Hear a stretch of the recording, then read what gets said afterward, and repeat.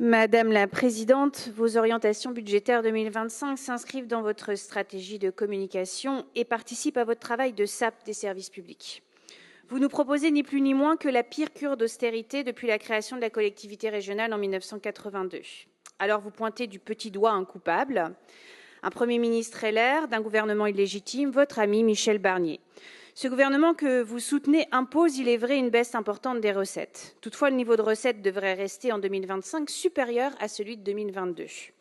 La baisse prévue par le projet de loi de finances est de 161 millions d'euros. Elle n'explique en rien vos choix de réduire les autorisations de programme de 760 millions d'euros en 2025. Pourquoi 600 millions d'euros d'écart? À cette question, nous n'avons pas obtenu de réponse satisfaisante. Vous aviez promis, Madame la Présidente, tous les éléments. Nous n'avons eu que des éléments de langage. Mais c'est vrai qu'il en faut des pirouettes pour ne pas assumer devant les franciliens vos choix néfastes. Suppression de 50 postes supplémentaires au siège qui s'ajoutent aux 450 précédents. Baisse d'au moins 10% des subventions aux organismes associés. Hausse des tarifs des cantines et des transports. 0 € pour le logement en 2025 malgré une pénurie historique. 0 € investi dans les énergies propres en 2025 au mépris de la crise climatique. Gel des investissements du CPER avec la complicité de l'État. Suppression des aides à la formation des chômeurs. Suppression des bourses à la mobilité des étudiants, baisse de 30 millions d'euros de la tarification sociale dans les transports, etc., etc. Ces coupes historiques ne sont toutefois pas une surprise pour nous. Nous avons rendu publique votre lettre de cadrage datée du 26 avril 2024 qui prévoyait déjà des coupes considérables qui coïncident pleinement avec ce qui est prévu dans le document voté aujourd'hui.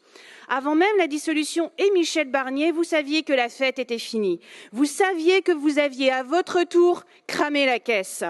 Après 9 ans de gestion avec Michel Barnier ou sans Michel Barnier, vous voici dos au mur. Sous votre gestion, la dette a dépassé celle de 2015. Par votre choix, vous avez remboursé les banques quand les taux d'intérêt étaient négatifs et vous empruntez 1,180 milliards d'euros en 2025, un record alors que les taux atteignent 4%. Le service public paye très cher le gaspillage d'argent public.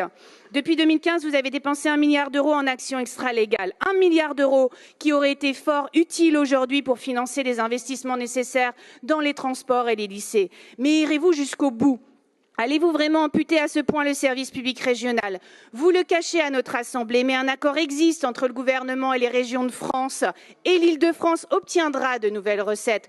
Votre document est donc insincère. Vous le cachez à notre Assemblée, mais d'importants excédents de fonctionnement sont attendus en 2024 et 2025, de l'ordre du milliard d'euros. Selon votre oracle, l'agence de notation Moody's, dans sa dernière note datée de septembre 2024.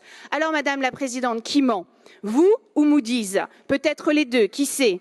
Nous le découvrirons probablement lors d'une décision modificative début 2025 si votre plan se déroule comme prévu. À moins qu'une censure du gouvernement n'intervienne avant le vote du budget et qu'enfin, pour nos concitoyens, pour nos services publics, pour nos collectivités, pour le climat, le résultat sorti des urnes en juillet dernier puisse être respecté.